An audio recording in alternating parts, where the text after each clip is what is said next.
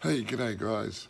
How you going? It's Steve Innes again. I'm just showing you a little trick that I use. I don't know, some probably already know this one, but I thought I'd show you anyway. It's, well, I'm constructing this carcass for a set of steps for my granddaughter's bunk bed. And look, it's too difficult to deal with a thing this large. Like, I mean, it's quite large. It's about 1,500, it's a set of steps. You know, it's like 1,500 by 1,200, and I'm by myself, and it's a bit difficult to do it and accurately with dominoes because it's just a bit hard to handle. But this is a great little way of, I do it cheap, give you that sort of dovetail look. So what you do is, I've just cut a shallow hole with the domino in, which is a fat one, 10mm, and it's about 5mm deep, and I've screwed it up. So it's been screwed inside. So then it's just a matter of, we'll put this here, we'll give it a bit of a close up there, see if we can move that up. Okay, then it's just a matter of squirt a little bit of glue in there, pretty rough. Just belt in already a cut off domino. This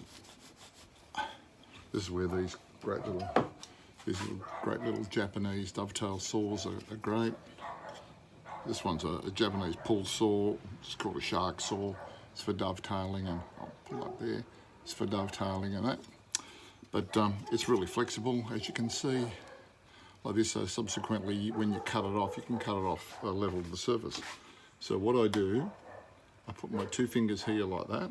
Mind you, nobody's ever taught me this. I just figured this one out by myself. This is not exactly rocket science, I suppose.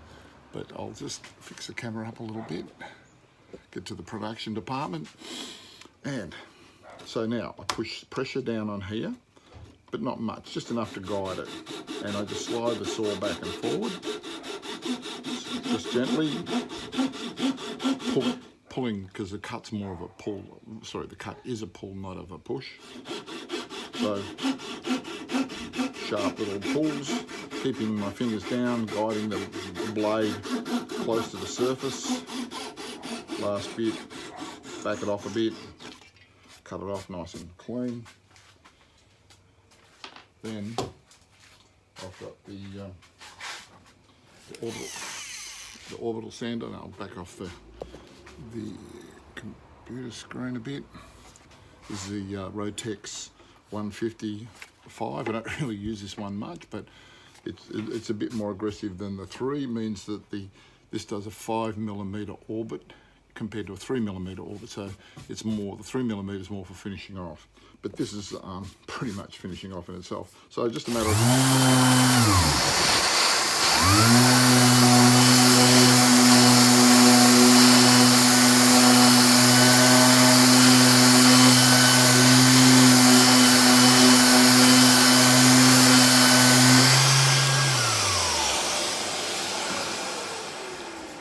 there you go, nice and smooth. A few little dents there, made a couple of little mistakes when I actually made it, but this side's against the wall anyway, so I'm being overly fussy. And I'll lick my finger just to show how it comes up.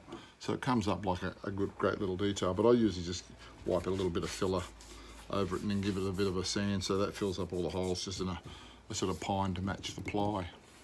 So there we go. There was a little tip. I thought I'd share, and most people probably already know it who've got a domino, but some people mightn't. Never thought to do it. I'll give it a try. Okay, I'll see you later.